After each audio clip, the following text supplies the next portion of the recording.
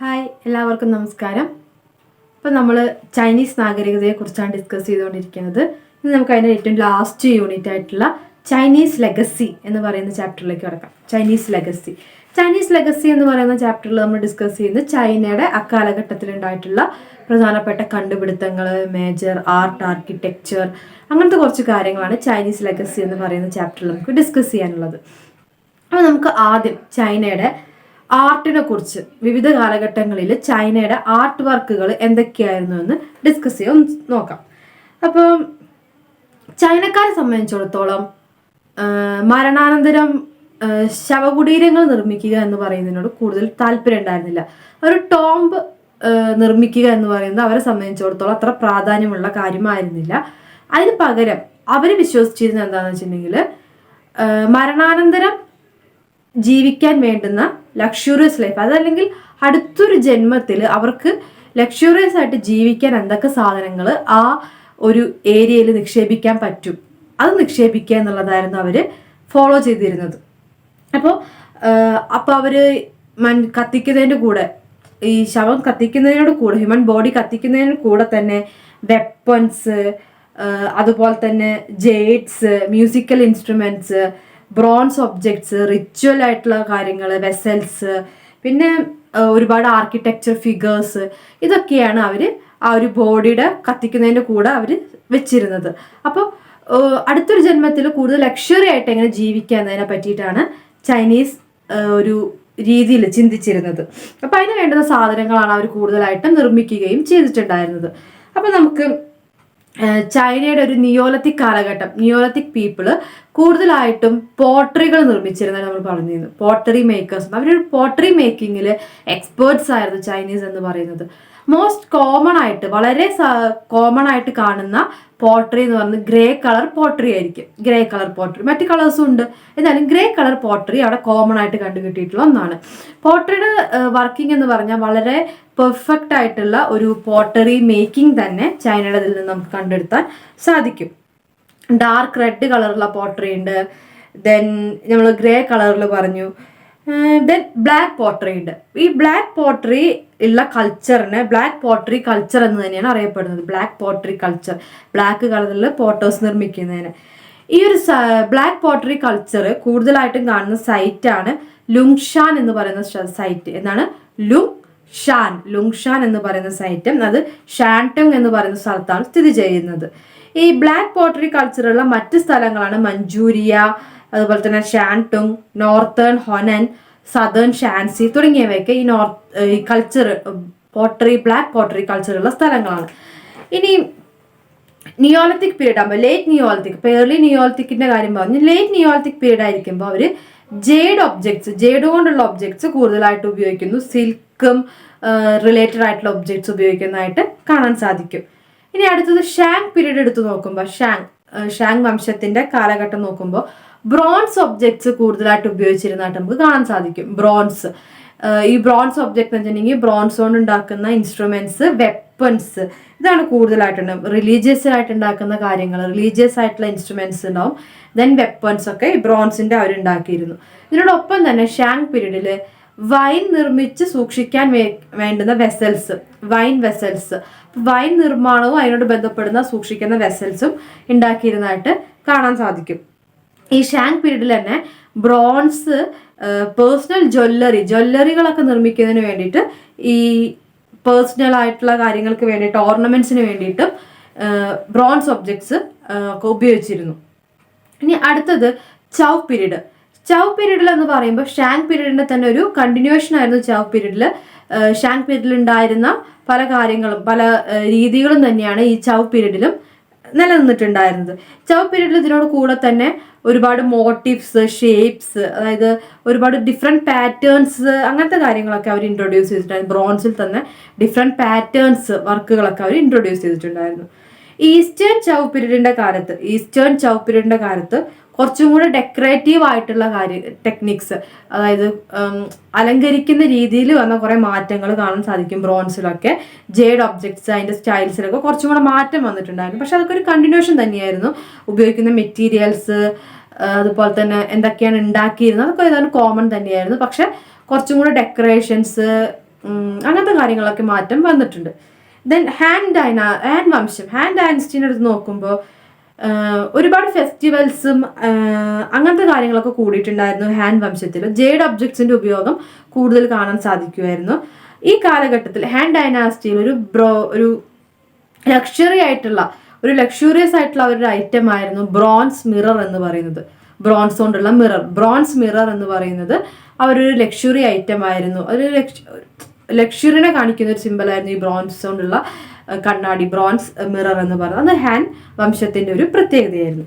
അപ്പൊ ഇതാണ് ചൈനീസിന്റെ ഒരു ആർട്ടിന്റെ വിവിധ കാലഘട്ടങ്ങളിൽ അവരുടെ ആർട്ട് ഡെവലപ്പ് ചെയ്തിരുന്ന ഒരു സിസ്റ്റം എന്ന് പറയുന്നത്. ഇനി ചൈനീസ് ആർട്ടിന്റെ കുറച്ച് ഫീച്ചേഴ്സ് നോക്കാം. ഫീച്ചേഴ്സ് ഓഫ് ചൈനീസ് ആർട്ട് എന്തൊക്കെയാ നോക്കുമ്പോൾ നമുക്കറിയാം, ഈസ്റ്റേൺ ചൗ പീരീഡിന്റെ കാലഘട്ടത്തിൽ എമർജൻസ് ഓഫ് പിക്ടോറിയൽ ആർട്ട് എന്നുള്ളത് അവരൊരു ഫീച്ചറായിരുന്നു. എമർജൻസ് ഓഫ് പിക്ടോറിയൽ ആർട്ട്, പിക്ചേഴ്സിനെ റെപ്രസെന്റ് ചെയ്തുകൊണ്ടുള്ള ഒരുപാട് ആർട്ട് വർക്കുകൾ അവിടെ ഡെവലപ്പ് ചെയ്ത് വന്നിട്ടുണ്ടായിരുന്നു. 6th century ഒക്കെ ആകുമ്പോഴേക്കും ബ്രോൺസിലുള്ള പിക്ടോറിയൽ വർക്ക്സ് ഒക്കെ ഡെവലപ്പ് ചെയ്ത് വന്നു. ഇനി നമുക്ക് അവരുടെ ടെക്നിക്സിന്, ഈ ഒരു ചൈനീസ് ആർട്ടിൽ ഉപയോഗിക്കുന്ന ടെക്നിക്സിനെ 3 സ്റ്റൈലുകളായിട്ട് തരംതിരിക്കാം. 3 മേജർ സ്റ്റൈൽസ് ഉണ്ട് അവരുപയോഗിക്കുന്ന ടെക്നിക്സ്. അതിലൊന്നെന്ന് പറഞ്ഞാൽ കോപ്പർ ഇമേജസും അതുപോലെ തന്നെ പോരാട്ട രംഗങ്ങൾ, കോമ്പാറ്റ് സീൻസ്, ഒരുപാട് പോരാട്ട രംഗങ്ങളൊക്കെ ഒരു റെക്ടാങ്കുലർ ഫ്രെയിമിലാക്കിയിട്ട് അവതരിപ്പിക്കുന്ന ഒരു രീതിയാണുള്ളത്. കോപ്പർ ഇമേജസും യുദ്ധരംഗങ്ങളും ഒക്കെ, കോപ്പർ കൊണ്ടുള്ള ഇമേജസും യുദ്ധരംഗങ്ങളും ഒക്കെ ഒരു റെക്ടാങ്കുലർ ഫ്രെയിമിലാക്കിയിട്ട് ഒരു സീരീസ് ആയിട്ട് റെക്ടാങ്കുലർ ഫ്രെയിമിൽ ഇങ്ങനെ ഒന്നിന് ശേഷം ഒന്ന് എന്നുള്ള സീരീസ് ആയിട്ട് കാണിക്കുന്ന ഒരു രീതി അവരുടെ ആർട്ട് വർക്കായിരുന്നു. അടുത്തെന്ന് പറഞ്ഞിട്ടുണ്ടെങ്കിൽ ഈ ആദ്യം പറഞ്ഞതിൽ ഉള്ളത് തന്നെ, പക്ഷെ അത്ര തന്നെ ക്ലാരിറ്റി ഉണ്ടായിരിക്കില്ല അടുത്തൊരു മെത്തേഡ് എന്ന് പറയുമ്പോൾ. ഫസ്റ്റ് മെത്തേഡ് നമ്മൾ പറഞ്ഞു, സെക്കൻഡ് മെത്തേഡ് എന്ന് പറയുമ്പോൾ അത്ര തന്നെ ഒരു ക്ലാരിറ്റി ഇല്ലാത്ത ഒരു അവതരണ രീതിയായിരിക്കും. അതെന്ന് പറഞ്ഞാൽ ഇമേജസ് ഇങ്ങനെ ഒന്നിനു മീതെ ഒന്ന് അങ്ങനെയായിട്ടുള്ള ഒരു പാരലലായിട്ട് ഒന്നിനു മീതെ ഒന്ന് അതിൻ്റെ മീതെ ഒന്ന്, അങ്ങനെ ക്ലാരിറ്റി ഓഫ് ഇമേജസ് എന്ന് പറയുന്നത്, ഇമേജസിന്റെ ക്ലാരിറ്റി എന്ന് പറയുന്നത് കുറഞ്ഞിട്ടുണ്ടായിരിക്കും. ആ ഒരു പിക്ചേഴ്സിന്റെ റെപ്രസെന്റേഷനിൽ അവർ ആനിമൽസ്, ബേർഡ്സ്, ഫൈറ്റിങ് അങ്ങനത്തെ കാര്യങ്ങളൊക്കെ കാണിച്ചിട്ടുണ്ടാവും. പക്ഷെ ഒരു ജംബ്ഡ് ആയിട്ടൊരു ഒന്നിന്റെ മീതെ ഒന്ന് എന്നുള്ള രീതിയിലേക്ക് ഒരു ജംബ്ഡ് ആയിട്ടുള്ള ഒരു അറേ സിസ്റ്റമാണ് അവർ ഫോളോ ചെയ്തിട്ടുള്ളത്. മൂന്നാമത്തെ ഒരു രീതി എന്ന് പറഞ്ഞാൽ സോഷ്യൽ ആക്ടിവിറ്റീസിനെ റെപ്രസെന്റ് ചെയ്യുന്ന ആർട്ടാണ്. സോഷ്യൽ ആക്ടിവിറ്റീസ് ഒക്കെ അവർ വരയ്ക്കുന്ന ഒരു ആർട്ട് രീതിയാണ് ഉള്ളത്. അപ്പൊ ഇതാണ് ചൈനീസ് ആർട്ടിന്റെ ഒരു മേജർ ആയിട്ടുള്ള ഡിവിഷൻ എന്ന് പറയുന്നത്. ഇനി നമുക്ക് ചൈനയുടെ ആർട്ടിനെ കുറിച്ച് ഡിസ്കസ് ചെയ്യുമ്പോൾ പ്രധാനപ്പെട്ട ഒന്നാണ് ബുദ്ധിസ്റ്റ് ആർട്ട് എന്ന് പറയുന്നത്. ബുദ്ധിസ്റ്റ് ആർട്ടിന്റെ വലിയൊരു ഇൻഫ്ലുവൻസും അതിൻ്റെ ഒരു മൊത്തത്തിൽ അതിൻ്റെ ഒരു മയം ചൈനയിൽ നമുക്ക് കാണാൻ സാധിക്കുമായിരുന്നു. മ്യൂസിക്കിലായിക്കോട്ടെ, ഇൻസ്ട്രുമെന്റ്സിലായിക്കോട്ടെ ഒക്കെ ബുദ്ധിസ്റ്റ് ആർട്ടിന്റെ ഇൻഫ്ലുവൻസ് ഉണ്ട്. ഈ ബുദ്ധിസ്റ്റ് ആർട്ടിന്റെ ഇൻഫ്ലുവൻസ് എന്ന് പറയുമ്പോൾ ബുദ്ധിസ്റ്റ് ആർട്ടിൻ ഹെലനിക് സ്റ്റൈലാണ് അവർ ഫോളോ ചെയ്യുന്നത്. ഹെലനിസ്റ്റിക് സ്റ്റൈലാണ് അവർ ഫോളോ ചെയ്യുന്നത്. ഹെലനിസ്റ്റിക് ബുദ്ധിസ്റ്റ് സ്റ്റൈലാണ് അവർ ഫോളോ ചെയ്യുന്നത്. ഹെലനിസ്റ്റിക് ബുദ്ധിസ്റ്റ് സ്റ്റൈൽ എന്ന് പറഞ്ഞാൽ ഗ്രീക്കിലെ ഒരു യൂറോപ്യൻ കൾച്ചറിനെ ഫോളോ ചെയ്യുന്നത്, ഗ്രീക്കിന്റെ പല കൾച്ചറിനെയും ഫോളോ ചെയ്തുകൊണ്ടുള്ള ആർട്ടാണ് ഹെലനിസ്റ്റിക് ബുദ്ധിസ്റ്റ് കൾച്ചർ ആർട്ട് എന്ന് പറയുന്നത്. അതെന്ന് വെച്ചിട്ടുണ്ടെങ്കിൽ ബുദ്ധന്റെ പൊസിഷൻ, ബുദ്ധന്റെ ഹെയർ, ഇങ്ങനത്തെ ഈ ഹെലനിസ്റ്റിക് കൾച്ചറിലുള്ള ബുദ്ധിസ്റ്റ് ആർട്ട് എന്ന് പറയുമ്പോൾ അതിന് ബുദ്ധൻ കുറച്ചും കൂടി ഓർണമെന്റ്സ് ഒക്കെ ഇട്ടിട്ട് ഈ മുടിയിലൊക്കെ ചുറ്റിലിന് ഒക്കെ ഭംഗി, അവരുടെ വർക്കിനുള്ള ഒരു വ്യത്യാസമാണ് പറയുന്നത്. ഈ ഒരു മീതൊരു ഷോള് പോലിടുമ്പോൾ അതിന്റെ ഞൊറിയൊക്കെ വളരെ കൃത്യമായിട്ട് എടുത്തിട്ട് പൊസിഷനിലുള്ള വ്യത്യാസം, അങ്ങനെ ഹെലനിസ്റ്റിക് ബുദ്ധിസ്റ്റ് ആർട്ടിൽ എന്ന് പറഞ്ഞിട്ടുണ്ടെങ്കിൽ ബുദ്ധന്റെ മൊത്തത്തിലുള്ള അപ്പിയറൻസിൽ ഒരുപാട് വ്യത്യാസങ്ങൾ ഉണ്ടായിരിക്കും. ഒരു യൂറോപ്യൻ ആർട്ടിന്റെ ഒരു കടന്നുകയറ്റം അത് കാണുന്നത്. അതുകൊണ്ടാണ് ഈ Hellenistic Buddhist art of Gandhara എന്നാണ് പറയുക. ആ ഒരു ഇൻഫ്ലുവൻസിലാണ് ചൈനയിലും മേജർ ബുദ്ധിസ്റ്റ് ആർട്ടുകളെല്ലാം വന്നിട്ടുള്ളത്. ഇനി അതിനോട് ബന്ധപ്പെട്ടിട്ട് തന്നെ ഡാൻസിങ് ഗേൾസ്, ഹോഴ്സസിന്റെ ചിത്രങ്ങൾ, ക്യാമൽസ്, മറ്റ് ഫിഗേഴ്സ്, പോട്രിയിൽ ഇങ്ങനത്തെ ഫിഗേഴ്സുകളൊക്കെ അവർ വരച്ചിരുന്നു. അതൊക്കെ അന്നത്തെ ഒരു ഇൻഫ്ലുവൻസ് ആയിരുന്നു. ദെൻ ചൈനയുടെ ആർട്ടിലെ പ്രധാനപ്പെട്ട മറ്റൊരിതാണ് പെയിന്റിങ് എന്ന് പറയുന്നത്. ചൈനയുടെ പെയിന്റിങ്ങിനെ കുറിച്ച് പറയുമ്പോൾ ഒരു ഇയർലി പീരീഡ് അല്ലെങ്കിൽ ഏൻഷ്യന്റ് പീരീഡിലൊക്കെ ഉണ്ടായ ചൈനയിൽ പെയിന്റിങ് എന്ന് പറഞ്ഞ സംഭവം ഉണ്ടായിരുന്നു എന്ന് പറയുമ്പോഴും അതിന്റെ എവിഡൻസസ് ഒന്നും കിട്ടുന്നില്ല. കാരണം എന്താണെന്ന് വെച്ച് കഴിഞ്ഞാൽ പലതും കാണാതെയായി എന്നാണ് പറയുന്നത്. അപ്പൊ പല ചൈനീസ് പെയിന്റിങ്സും ഏൻഷ്യന്റ് പീരീഡിലുള്ള പ്രാചീന കാലഘട്ടത്തിലുള്ള പല ചൈനയുടെ പെയിന്റിങ്സും കാണാതെയായി എന്നൊരു ഇതാണുള്ളത്. പക്ഷെ പല ഹിസ്റ്റോറിയൻസും അന്ന് അവിടെ പെയിന്റിങ്സ് ഉണ്ടായിരുന്നു, അത് എങ്ങനെയോ മിസ്സായി പോയതാണെന്നുള്ള അഭിപ്രായമാണ് മുന്നോട്ട് വെക്കുന്നത്.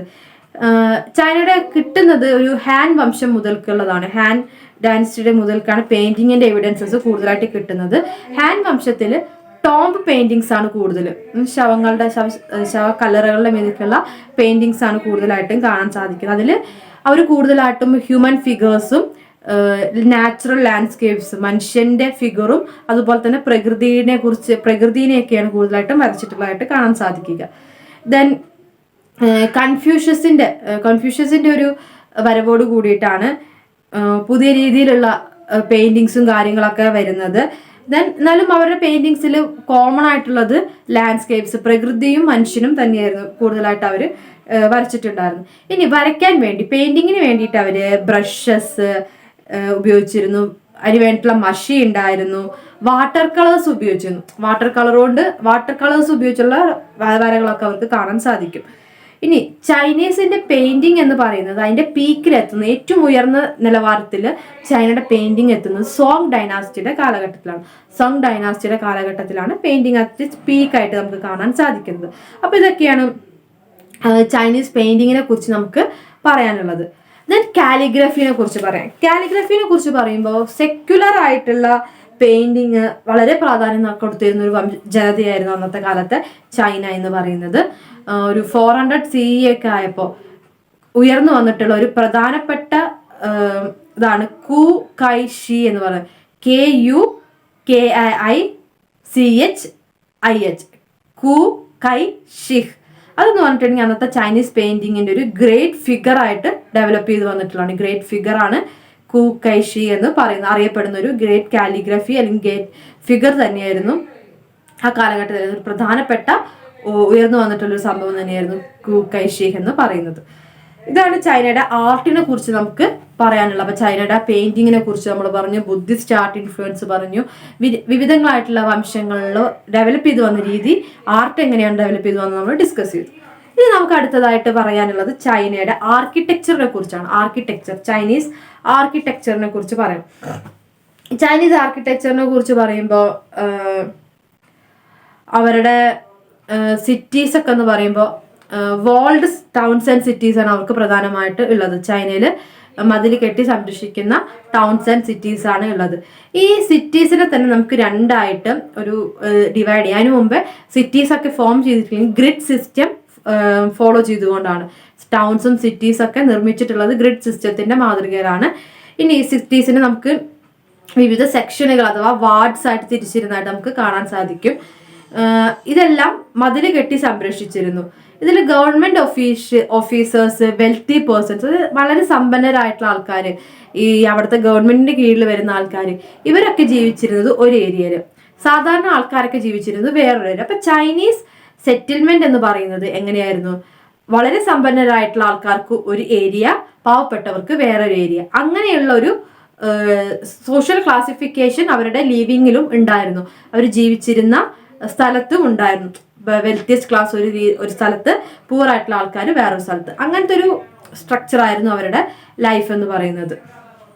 പിന്നെ അവരുടെ വീട്, അവരുടെ നിർമ്മാണം, അവർ ജീവിക്കുന്ന സ്ഥലം, പ്ലേസ്, ഹോം എന്ന് പറയുന്നത് എപ്പോഴും അവിടെ ഭൂചലനം ഉണ്ടാവാൻ സാധ്യതയുള്ള സ്ഥലമാണ്. അതുകൊണ്ട് തന്നെ ഭൂചലനത്തിന് അത് മനസ്സിൽ കണ്ടുകൊണ്ട് തന്നെ അവരുടെ വീടുകളെല്ലാം അവർ നിർമ്മിച്ചിരുന്നത്. അപ്പോൾ ഭൂചലനത്തിന് മനസ്സിൽ കണ്ടുകൊണ്ടുള്ളൊരു വീട് നിർമ്മാണമാണ് അവർ നടത്തിയിട്ടുണ്ടായിരുന്നത്. അതായിരുന്നു ചൈനീസിന്റെ ഒരു പൊതുവിലുള്ള അവരുടെ സ്ട്രക്ചർ എന്ന് പറയുന്നത്, ഒരു ജീവിത രീതി പറയുന്നത്. ദെൻ അവരുടെ ആർക്കിടെക്ചറൽ വർക്ക്സിൽ പ്രധാനപ്പെട്ടാണ് ഗ്രേവ്സ് ആൻഡ് ഗ്രേവിയാർഡ്സ് എന്ന് പറയുന്നത്. ഗ്രേവ്സിനെ കുറിച്ച് പറയുമ്പോൾ അതിനെക്കുറിച്ചുള്ള എവിഡൻസസ് നമുക്ക് കിട്ടുന്നത് ഷൗലിനെ കുറിച്ചുള്ള എഴുത്തുകളിൽ നിന്ന്. ഷൗലി എന്ന് പറയുമ്പോൾ എന്ന് പറയുന്നത് ഒരു അവരുടെ ഷൗവിന്റെ ഇതിഹാസങ്ങളുണ്ട്, ഷൗവിനെ കുറിച്ചുള്ള റൈറ്റ്സ്, അതാണ് ഷൗലി എന്ന് പറയുന്നത്. ആ വർക്കിനെയാണ് ഷൗലി എന്ന് പറയുന്നത്. അതിൽ നിന്നാണ് ഗ്രേവ്യാർഡ്സിനെ കുറിച്ചൊക്കെയുള്ള എവിഡൻസസ് കിട്ടുന്നത്. അവരുടെ റോയൽ സെമിത്തേരി അല്ലെങ്കിൽ ബറിയൽ സൈറ്റിനെ ആദ്യം വിളിച്ചിരുന്നത് ഗൊങ്കുമു എന്നാണ്. GONGMU, ഗൊങ്കുമു എന്നാണ് അവരുടെ റോയൽ സെമിത്തേരിനെ, ബറിയൽ സൈറ്റിനെ ആദ്യം വിളിച്ചിരുന്നത്. അത് രാജാക്കന്മാരുടെയും അവരുടെ പിന്തുടർച്ചക്കാരുടെയൊക്കെയാണ് പിന്നെ അടുത്തത് പബ്ലിക് സെമിത്തേരിനെ ബങ്മു എന്നാണ് പറയുന്നത്. ബങ്മു, ഗോങ്മു, ബങ്മു, ബങ്മു, BANGME, പബ്ലിക് സെമിത്തേരി ബങ്മു. അതാണ് അവരുടെ ഗ്രേവ്സ് എന്ന് പറയുന്നത്. ഇനി അവരുടെ അടുത്തൊരു ആർക്കിടെക്ചറൽ വർക്ക്സ് നമുക്ക് കാണാൻ സാധിക്കുക ബുദ്ധിസ്റ്റ് ടെമ്പിൾസ് തന്നെയാണ്, ബുദ്ധവിഹാരങ്ങളിലൂടെ തന്നെയാണ്. ബുദ്ധിസ്റ്റ് ടെമ്പിൾസ് സ്റ്റോൺസ് കൊണ്ട് ഉണ്ട്, സ്റ്റോൺ കേവ്സ് ഉണ്ട്. ബുദ്ധിസ്റ്റിന് ടെമ്പിൾസ് ഉണ്ട്, സ്റ്റോൺ കേവ്സ് ഉണ്ട്, സ്തൂപാസ് ഉണ്ട്. ബുദ്ധന്മാർക്ക് ബുദ്ധന്റെ പേരിൽ ടെമ്പിൾ പണിയുന്നുണ്ട്, പിന്നെ ബുദ്ധ കേവ്സ്, ബുദ്ധവിഹാരങ്ങൾ എന്നൊക്കെ പറഞ്ഞ കേവ്സ് ഉണ്ട്, പിന്നെ സ്തൂപങ്ങൾ അതൊക്കെ അവർ പണിതിട്ടുണ്ട്. അപ്പൊ ഇതാണ് അവിടുത്തെ പ്രധാനപ്പെട്ട ഒരു കൺസ്ട്രക്ഷൻ എന്ന് പറയുന്നത്. അതായത് ആൾക്കാർക്ക് വർഷിപ്പ് ചെയ്യാനും ബുദ്ധനെ ആരാധിക്കാനും അതിനോടൊപ്പം തന്നെ ബുദ്ധ സന്യാസിമാർക്ക് മെഡിറ്റേഷൻ നടത്തി ജീവിക്കാനും വേണ്ട സൗകര്യങ്ങൾക്ക് വേണ്ടിയിട്ടാണ് ഈ ബുദ്ധിസ്റ്റ് ടെമ്പിൾസും കേവ്സ് എല്ലാം നിർമ്മിച്ചിട്ടുള്ളത്. പിന്നെ അടുത്തെന്ന് പറഞ്ഞാൽ ഇവരുടെ ബുദ്ധിസ്റ്റ് ടെമ്പിൾസ് അല്ലെങ്കിൽ അതിന്റെ കൺസ്ട്രക്ഷൻ എന്ന് പറഞ്ഞാൽ പലപ്പോഴും ഇവിടത്തെ തന്നെയുള്ള ഇന്ത്യയിലൊക്കെ കാണാൻ സാധിക്കുന്ന ആർക്കിടെക്ചർ സ്റ്റൈൽസിന്റെ ഭാഗമായിട്ട് തന്നെയാണ് വരുന്നത്. അതിനോട് സമാന്തരമായിട്ടുള്ള ബുദ്ധവിഹാര കേന്ദ്രങ്ങൾ തന്നെയാണ് ഇവിടെയുള്ളത്. ദെൻ സ്തൂപാസ്, അവർ ഒരുപാട് സ്തൂപാസ് കൺസ്ട്രക്ട് ചെയ്യുന്നു, സ്തൂപങ്ങൾ കൺസ്ട്രക്ട് ചെയ്യുമായിരുന്നു. അതിൽ പലതിലും ബുദ്ധന്റെ സൂത്രങ്ങളും ഒരുപാട് റിലിക്സ് എഴുത്തുകളൊക്കെ അവർ ഇൻസ്ക്രൈബ് ചെയ്ത് വെച്ചിട്ടും നമുക്ക് കാണാൻ സാധിക്കും. അടുത്തതായിട്ട് സ്കൾപ്ചേഴ്സ് അവർ കൺസ്ട്രക്ട് ചെയ്യാൻ വെച്ചിട്ടുണ്ടെങ്കിൽ സ്റ്റോൺ കൊണ്ടുള്ള ഒരുപാട് സ്കൾപ്ചേഴ്സ് അവർക്ക് ഉണ്ടായിരുന്നു. വെയ് ഡൈനാസ്റ്റിയുടെ സമയത്താണ് ഈ സ്റ്റോൺ കൊണ്ടുള്ള സ്കൾപ്ചേഴ്സ് കൂടുതലായിട്ട് പണിയുന്നത്. വെയ് വംശത്തിന്റെ സമയത്താണ്. വെയ് രാജാവായിട്ടുള്ള വെൻഷൻ ബുദ്ധിസത്തോട് വളരെ ഫേവറുള്ള ആളായിരുന്നു. അതുകൊണ്ട് തന്നെയാണ് അദ്ദേഹം അതിനെ ഒരുപാട് പ്രൊമോട്ട് ചെയ്യുകയും ചെയ്തിട്ടുണ്ടായിരുന്നു. അതുകൊണ്ട് തന്നെ ആ കാലഘട്ടത്തിൽ ഒരുപാട് ബുദ്ധിസ്റ്റ് സ്കൾപ്ചേഴ്സ് ഡെവലപ്പ് ചെയ്തു വന്നിട്ടുണ്ടായിരുന്നു. അതിൽ പ്രധാനപ്പെട്ടാണ് ഗ്രേറ്റ് ഫിഗേഴ്സ് ഓഫ് യുൻ കാങ്ങും ദെൻ ടാറ്റൂങ് എന്ന് പറയുന്ന അതാണ് ഈ കേവ് സ്കൾപ്ചറിന്റെ എക്സാമ്പിൾസ് ആയിട്ട് നമുക്ക് പറയാൻ സാധിക്കുക. കേവ് സ്കൾപ്ചറിന്റെ ഏതൊക്കെയാണ്? യുൻകാങ്ങും ടാറ്റുങ്ങും. യുൻകാങ് YUNKANG, യുൻകാങ്ങും TATUNG, ടാറ്റുങ്. ഇതാണ് അവരുടെ പ്രധാനപ്പെട്ട കേവ് സ്കൾപ്ചേഴ്സിന്റെ എക്സാമ്പിൾ എന്ന് പറയുന്നത്.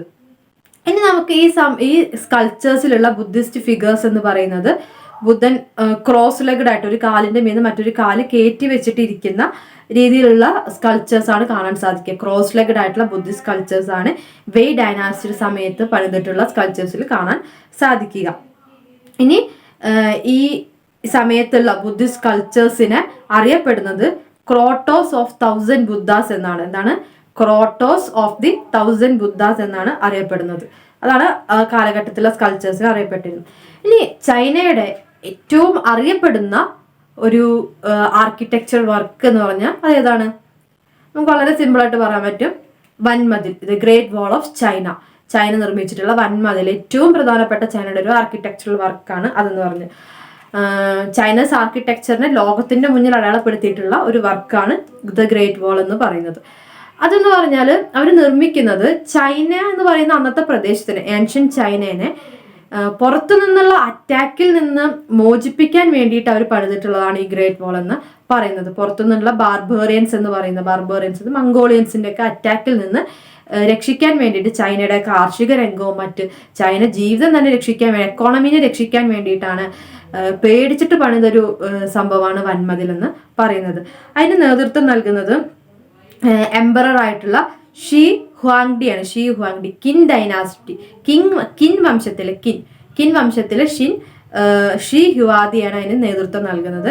214 BC-യിലാണ് അതിന്റെ വർക്ക് തുടങ്ങുന്നത്. ആൾക്കാരെ നിർബന്ധിച്ചും അല്ലാതെയൊക്കെ തന്നെയാണ് ഇതിലേക്ക് പണിയെടുപ്പിക്കാൻ വേണ്ടി കൊടുത്തിട്ടുള്ളത്. വൻമതിൽ പണിയാൻ വേണ്ടിയിട്ട് വളരെ നിർബന്ധിച്ചാണ് കൊടുത്തിട്ടുള്ളത്. ഏറ്റവും ഇമ്പോർട്ടൻ്റ് ആയിട്ടുള്ള കാര്യം എന്ന് പറഞ്ഞാൽ ഈ പണിയുടെ ഇടയ്ക്ക് ഒരുപാട് ആളുകൾ മരിച്ചിട്ടുണ്ട് എന്നുള്ളത്, ഈ പണി ചെയ്തുകൊണ്ടിരിക്കുന്നതിൻ്റെ ഇടയ്ക്ക് ഒരുപാട് ആളുകൾ മരിച്ചിട്ടുണ്ട് എന്നുള്ളതാണ്. ഏതാണ്ട് ഒരു 10,000-ന് മീത് 10,000-ന് മീത് ആളുകൾ ഈ പണിക്ക് വേണ്ടിയിട്ട്, ഈ മതിലിന്റെ പണിക്ക് വേണ്ടിയിട്ട് ഫോഴ്സ് ചെയ്യപ്പെട്ട ആൾ ജോലി ചെയ്തിരുന്നു എന്നാണ് സത്യാവസ്ഥ. അപ്പോൾ അത്രയും ഇതാണ് അത്. ഈ ഒരു വർക്ക് എന്ന് പറയുന്നത് ഇത്രയും ജനങ്ങൾ ഒരുമിച്ച് കൂടി നിന്ന് പണിയുന്ന ആദ്യത്തെ വർക്കും, അല്ലെങ്കിൽ അങ്ങനെ ഒരു വർക്ക് പിന്നീട് ഉണ്ടായിട്ടില്ല എന്നാണ് പറയുന്നത്. ഇത്രയധികം ആളുകൾ ഒരുമിച്ച് നിന്നുകൊണ്ട് പണി ചെയ്തിട്ടുള്ള ഒരു ആർക്കിടെക്ചറൽ വർക്ക് വേറെ ഉണ്ടായിട്ടില്ല എന്നാണ് പറയുന്നത്. ഈ മതിൽ പണിയാൻ വേണ്ടിയിട്ട് സ്റ്റോൺ, കല്ലാണ് പ്രധാനമായിട്ടും ഉപയോഗിച്ചിട്ടുള്ളത്. ബ്രിക്സ് ഉപയോഗിച്ചതായിട്ട് തെളിയുമില്ല. ബ്രിക്സ് ഉപയോഗിച്ചിട്ടില്ല അവർ. സ്റ്റോൺ, കല്ല് തന്നെയാണ് അവർ ഇതിന് വേണ്ടിയിട്ട് ഉപയോഗിച്ചിട്ടുണ്ട്. അപ്പോൾ ലോകത്തിലെ തന്നെ ഏറ്റവും ജനങ്ങൾ നിർമ്മിക്കുന്ന ഏറ്റവും വലിയ ഫിഗർ എന്ന് പറയുന്ന സ്ട്രക്ചർ എന്ന് പറയുന്നത്, ആർക്കിടെക്ചർ സ്ട്രക്ചർ എന്ന് പറയുന്നത് ചൈനയുടെ വൻമതിലാണ്. അപ്പോൾ ഗ്രേറ്റ് വാൾ ഓഫ് ചൈന എന്ന് പറയുന്നത് ചൈനയുടെ പ്രധാനപ്പെട്ട ഒരു ആർക്കിടെക്ചറൽ വർക്കാണ് ഈ കാലഘട്ടത്തിൽ. ഇനി വേറൊന്നാണ് ദ ഗ്രാൻഡ് കനാൽ എന്ന് പറയുന്നത്. ഗ്രാൻഡ് കനാൽ എന്ന് പറയുന്നത് സ്യൂ എംപറർ ആയിട്ടുള്ള യാങ്ഡി ആണ് ഈ ഗ്രാൻഡ് കനാലിന് പെർമിഷൻ നൽകുന്നത്. അദ്ദേഹത്തിന്റെ നേതൃത്വത്തിലാണ് ഗ്രാൻഡ് കനാൽ പണിയുന്നതും. ഇതെന്ന് പറഞ്ഞാൽ ചൈനയുടെ രണ്ടറ്റങ്ങളിലേക്കുള്ള ട്രാൻസ്പോർട്ടേഷൻ സൗകര്യത്തിന് വേണ്ടിയിട്ടാണ് ഗ്രാൻഡ് കനാൽ വരുന്നത്. ടാക്സുകളും അതുപോലെ ഗ്രെയിൻസ്, സോൾജേഴ്സ് ഇവരെയൊക്കെ അങ്ങോട്ടും ഇങ്ങോട്ടും എത്തിക്കാൻ വേണ്ടിയിട്ടാണ് ഈ ഗ്രാൻഡ് കനാൽ വരുന്നത്. ആൻസെ റിവറിനെയും ബീജിങ്ങിനെയും തമ്മിലാണ് ഇത് ചേർക്കുന്നത്. സദേൺ ഭാഗത്തുള്ള ആങ്സെ റിവറും നോർത്തേൺ ഭാഗത്തുള്ള ബീജിങ്ങിനെയും കൂടെ ചേർക്കുന്നതാണ് ഈ ഗ്രാൻഡ് കനാൽ എന്ന് പറയുന്നത്. 1500 മൈൽസ് ആണ് ഇതിന്റെ ദൂരം എന്ന് പറയുന്നത്. ഇനി അപ്പൊ ഈ ഒരു ഗ്രാൻഡ് കനാല് യെല്ലോ റിവറിനെയും ആങ്സി റിവറിനെയും തമ്മിൽ കൂട്ടിമുട്ടിക്കുന്നു, ലിങ്ക് ചെയ്യിക്കുന്നു എന്നുള്ളത് ഒരു പ്രധാനപ്പെട്ട കാര്യം. അപ്പൊ ട്രാൻസ്പോർട്ടേഷൻ ഓഫ് റൈസ്, മറ്റു കാര്യങ്ങളൊക്കെ കൂടുതൽ എളുപ്പമാവുകയാണ് ഇത് ഗ്രാൻഡ് കനാലിലൂടെ നടന്നത്. ഈ ഗ്രാൻഡ് കനാലിന്, ഗ്രേറ്റ് ഗ്രാൻഡ് കനാലിന് ലോകത്തിലെ തന്നെ ഏറ്റവും വലിയ വാട്ടർ വേ, എന്താ പറയുക, വെള്ളത്തിലൂടെയുള്ള ഏറ്റവും വലിയ ജലപാതയായിട്ട് കൺസിഡർ ചെയ്യുന്നത്. ലോകത്തിലെ ഏറ്റവും വലിയ ജലപാതയാണ് ദ ഗ്രാൻഡ് കനാൽ എന്ന് പറയുന്നത്. ഇതിന്റെ പഴയ ഇതിനെ അറിയപ്പെട്ടിരുന്നത് സദേൺ ഗ്രാൻഡ് കനാൽ എന്നാണ്. അതൊരു 600 BC-യിലാണ് ഡെവലപ്പ് ചെയ്തിട്ടുള്ളത്.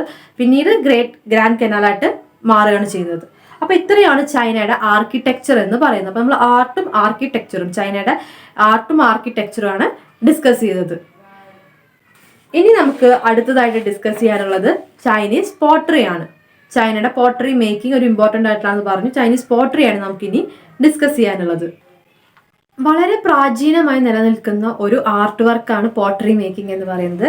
ഈ പോട്ടറി മേക്കിങ്ങിൽ ടെറാക്കോട്ട പോട്ടറീസ്, ഈ പോട്ടറിയുടെ മീതുള്ള പെയിന്റിങ്സ്, ഒരുപാട് ആനിമൽസിന്റെയും മറ്റ് ഫിഗേഴ്സും ഒക്കെ അവർ പോട്ടറിയുടെ മീത് ഒരുപാട് ഫിഗേഴ്സ് ഉണ്ട്. ചിലപ്പോൾ റെക്ടാങ്കിള്, സ്ക്വയർ, അങ്ങനെ മാത്തമാറ്റിക്സുമായിട്ട് ബന്ധപ്പെടുന്ന ഫിഗേഴ്സ് ഉണ്ടായിരിക്കാം, അല്ലെങ്കിൽ ബേർഡ്സ്, ആനിമൽസ്, ഹ്യൂമൻ ഫിഗേഴ്സ് ഉണ്ടായിരിക്കും. അങ്ങനെ പോട്ടറി മേക്കിംഗ് എന്ന് പറഞ്ഞാൽ ആർട്ട് വർക്കിൽ ഏൻഷ്യന്റ് കാലഘട്ടത്തിൽ ആർട്ട് വർക്കിന്റെ ഒരു മേജർ സെന്റർ തന്നെയായിരുന്നു പോട്ടറി മേക്കിംഗ് എന്ന് പറയുന്നത്.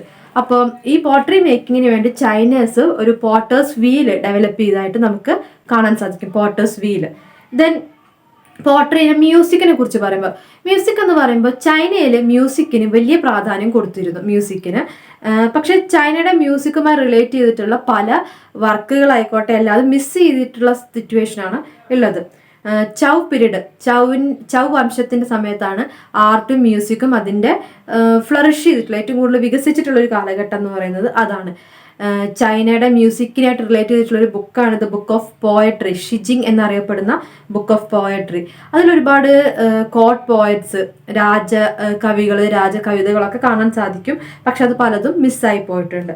ഇനി മ്യൂസിക്കിൽ റിലീജിയനുമായി ബന്ധപ്പെട്ടിട്ടുള്ള മ്യൂസിക്സ് ഉണ്ട്. അതുപോലെ മന്ത്രങ്ങൾ ഉണ്ടാവുമല്ലോ, റിലീജിയനായിട്ട് ബന്ധപ്പെട്ട മന്ത്രങ്ങളൊക്കെ, അതുമായി ബന്ധപ്പെട്ടിട്ടുള്ള ഒരുപാട് മ്യൂസിക്കുകളൊക്കെ ഉണ്ട്. അപ്പോൾ ഓരോ സോഷ്യൽ ക്ലാസ്സിൻ്റെയും മ്യൂസിക്കൽ രീതിയൊക്കെ ഡിഫറെൻ്റ് ആയിരുന്നു.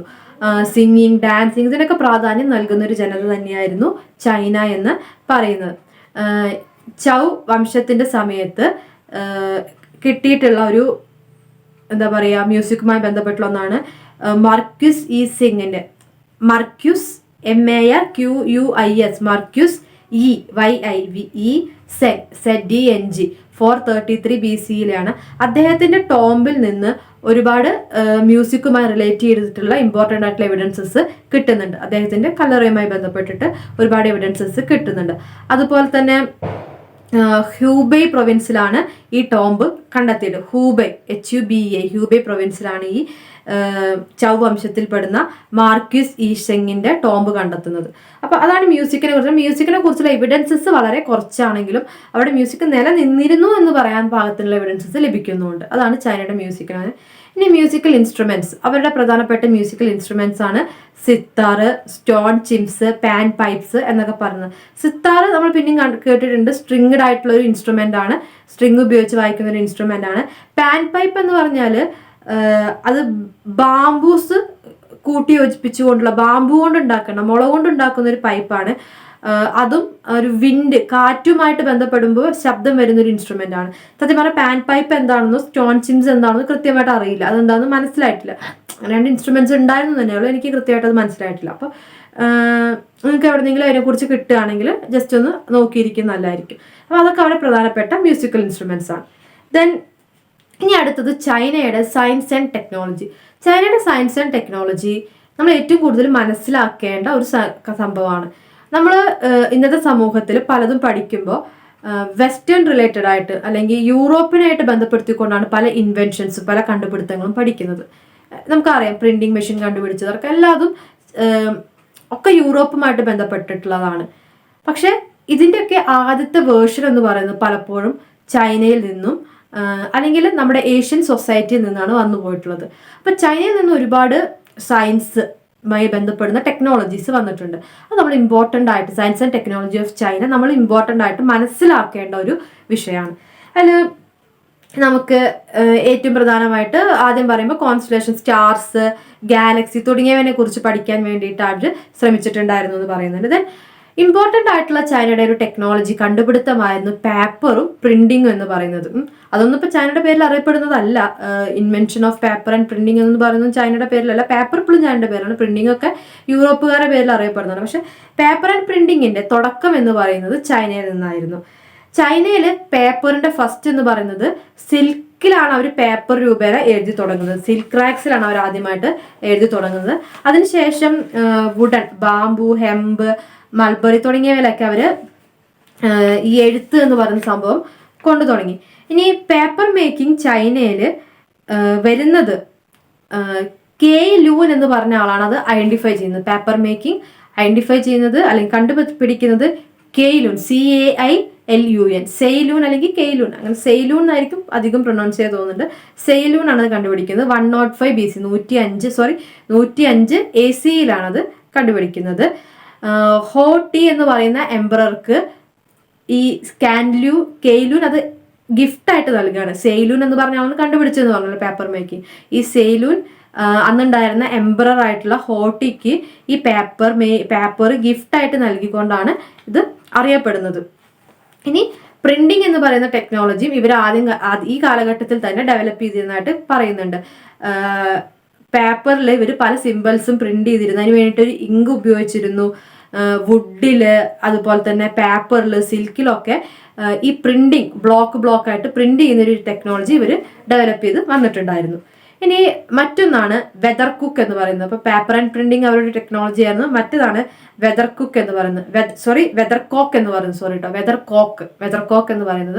വെതർ കോക്ക് എന്ന് പറയുന്ന ഇൻസ്ട്രുമെന്റ് അവർ കണ്ടുപിടിച്ചത് ഭൂചലനം രേഖപ്പെടുത്താനും ഭൂചലനത്തിനെ കുറിച്ചുള്ള ഇൻഫോർമേഷൻ ലഭിക്കാനും വേണ്ടിയിട്ടാണ്. അപ്പോൾ ഈ ഇൻസ്ട്രുമെന്റ് വഴി ഭൂചലനം ഉണ്ടാവാൻ പോവുകയാണ് മുൻകൂട്ടി അറിയാൻ സാധിക്കുമെന്നുള്ളതാണ്. 130 AC-യിൽ ഷാങ് ഹെങ് ആണ് ഇത് ഐഡന്റിഫൈ ചെയ്ത് അല്ലെങ്കിൽ കണ്ടുപിടിക്കുന്നത്.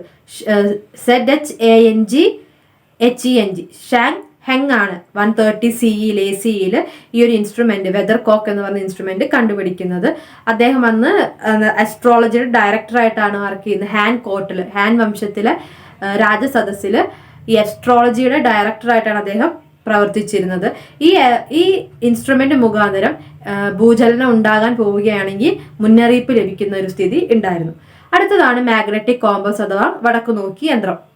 വടക്കുനോക്കി യന്ത്രം ആദ്യകാലങ്ങളിൽ ഇവരാണത് കണ്ടുപിടിക്കുന്നത്. ചൈനീസാണ് ഈ കാലഘട്ടത്തിലാണ് കണ്ടുപിടിക്കുന്നത്. എന്നിട്ട് ഈ വടക്കുനോക്കി യന്ത്രം അന്ന് അവർ പ്രധാനമായിട്ടും ഉപയോഗിച്ചിരുന്നത് വീടുകളുടെ നിർമ്മാണത്തിനായിട്ട് ദിശ അറിയാൻ വേണ്ടിയിട്ടാന്ന് വെച്ചാൽ വീടുകൾ നല്ല ദിശയിലേക്ക് പണിയുക എന്ന അർത്ഥത്തിലാണ് അവരത് ഉപയോഗിച്ചിരുന്നത്. ലേറ്റർ അത് നാവിഗേഷന് വേണ്ടിയിട്ട് ഉപയോഗിക്കാൻ തുടങ്ങി, യാത്രകൾക്കൊക്കെ വേണ്ടിയിട്ട് ഈ കോമ്പസ് ഉപയോഗിക്കാൻ തുടങ്ങി.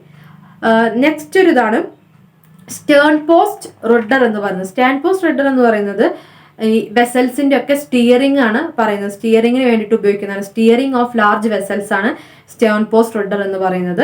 സ്റ്റിയറിംഗ് ആണ് വലിയ വെസൽസിന്റെ ഒക്കെ സ്റ്റിയറിംഗ്.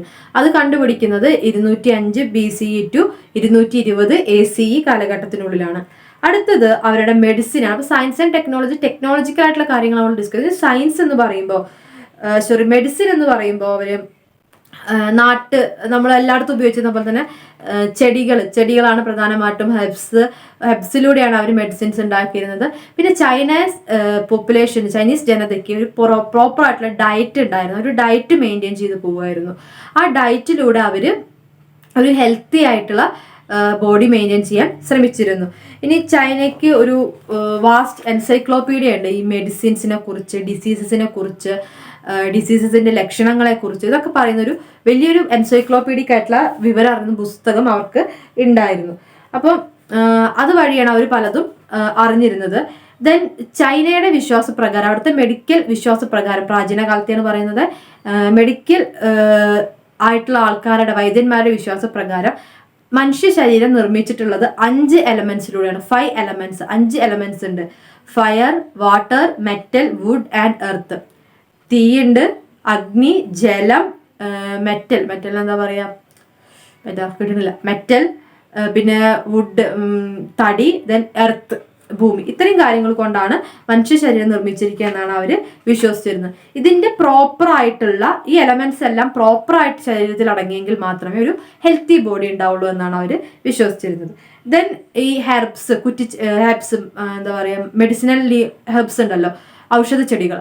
ഈ ഔഷധ ചെടികൾ അവര് എന്താ പറയുക, മെഡിസിൻ ആയിട്ട് അരച്ച് കലക്കി കുടിക്കാന്ന് മാത്രമല്ല, അവരുടെ പ്രോപ്പർ ആയിട്ടുള്ള ഭക്ഷണത്തിലും ഈ മെഡിസിനൽ ഹെർബ്സിന്റെ ഇത് ഉപയോഗിച്ചിരുന്നു. തിളപ്പിച്ച് കുടിക്കുക, അത് നിത്യേനയുള്ള ജീവിതത്തിൽ അവർ ഈ മെഡിസിനൽ ഹെർബ്സ് പല രീതിയിലും ഫുഡായിട്ട് എടുത്തിരുന്നു. അത് അവരുടെ ഒരു രീതിയായിരുന്നു. അതാണ് അവിടുത്തെ മെഡിസിൻ എന്ന് പറയുന്ന സയൻസ്. ദെൻ അഗ്രികൾച്ചർ ടെക്നോളജിനെ കുറിച്ച് പറയുമ്പോൾ, കാർഷിക രംഗത്തുള്ള ടെക്നോളജി എന്ന് പറയുമ്പോൾ അവര് കലപ്പ ഉപയോഗിച്ചിരുന്നു. അതുപോലെ തന്നെ കാള വലിച്ചുകൊണ്ട് പോകുന്ന കലപ്പകൾ ഉണ്ടല്ലോ, അത് അവർ നിർമ്മിക്കുകയും ഉപയോഗിക്കുകയും ചെയ്തിട്ടുണ്ടായിരുന്നു. പിന്നെ അവർ അയൺ ടെക്നോളജി, മെറ്റലർജി എന്ന് പറയുന്ന ടെക്നോളജി അവർക്ക് അറിയായിരുന്നു.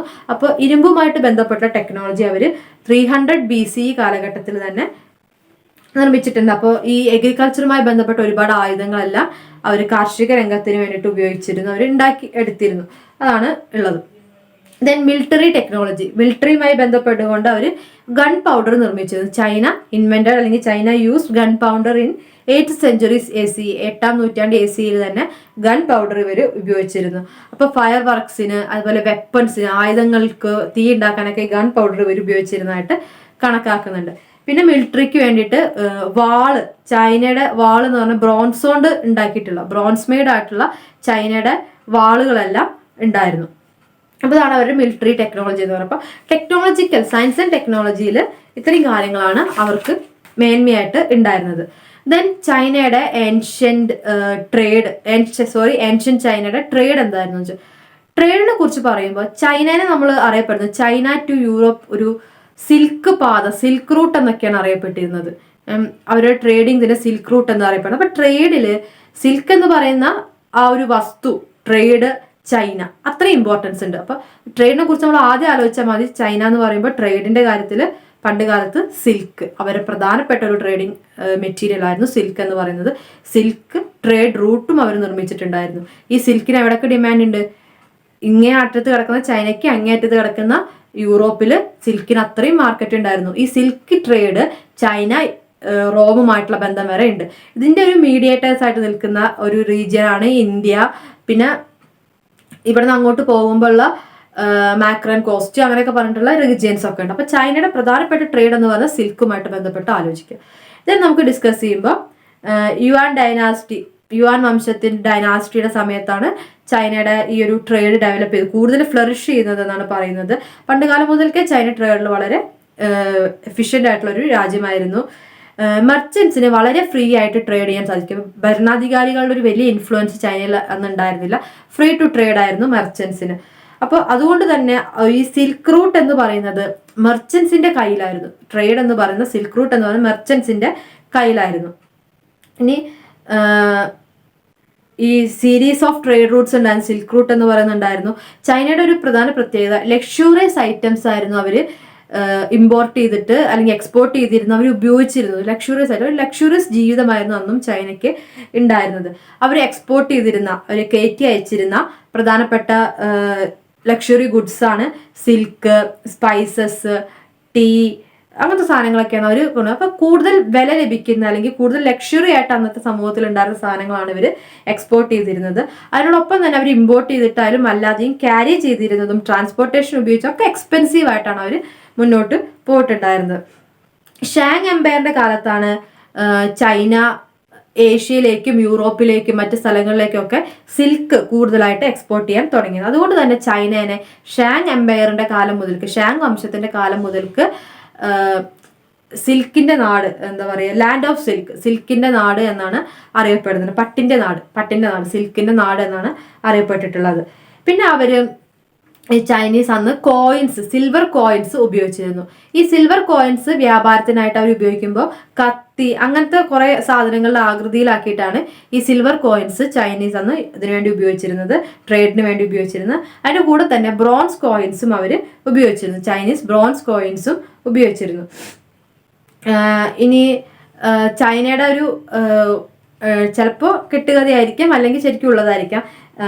ഹുവാങ്ഡി എന്ന് പറയുന്ന എംപറർ, ഹുവാങ്ഡി എന്ന് പറയുന്ന റൂളറിന്റെ ഭാര്യ സിൽക്ക് വീവിങ് തുന്നുന്ന ഒരാളായിരുന്നെന്നും അങ്ങനെ മെത്തേഡ് ഓഫ് വീവിങ് സിൽക്ക് അവരാണ് കൊണ്ടുവന്നത് എന്നൊക്കെ പറയുന്നൊരു ഹിസ്റ്ററി ഉണ്ട്.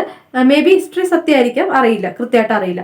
അപ്പോൾ ഹുവാങ്ഡി എന്ന് പറയുന്ന എംപററിന്റെ, രാജാവിന്റെ ഭാര്യ സിൽക്ക് തുന്നിയിട്ട് എന്ന് വെച്ചിട്ടുണ്ടെങ്കിൽ സിൽക്ക് കൊണ്ടുള്ള തുന്നൽ ഉണ്ടായിരുന്നെന്നും അങ്ങനെ വീവിങ് സിൽക്ക് എന്ന് പറയുന്നത് അവരാണ് കണ്ടുപിടിച്ചതെന്നൊക്കെ ഉള്ളൊരു ഇതുണ്ട്. 2700 BC, 2700 BC-യിലൊക്കെ ഈ ചൈനീസ് എംപറേഴ്സ് സിൽക്ക് ട്രേഡിൽ, പേർഷ്യയിലേക്കൊക്കെയുള്ള സിൽക്ക് ട്രേഡിൽ വളരെ എഫിഷ്യൻ്റ് ആയിരുന്നു. അപ്പോൾ ആദ്യം പേർഷ്യയിലേക്ക് തന്നെയായിരിക്കും സിൽക്ക് ട്രേഡ് ഉണ്ടായിട്ടുണ്ടാവുക. പിന്നെയാണ് പേർഷ്യ മുഖാന്തരമാണ് മറ്റ് യൂറോപ്യൻ രാജ്യങ്ങളിലേക്കൊക്കെ ഇവർ ട്രേഡ് ഡെവലപ്പ് ചെയ്യുന്നത്. അപ്പോൾ ഇതാണ് ഏൻഷ്യൻ ചൈനയുടെ ട്രേഡ് എന്ന് പറയുന്നത്.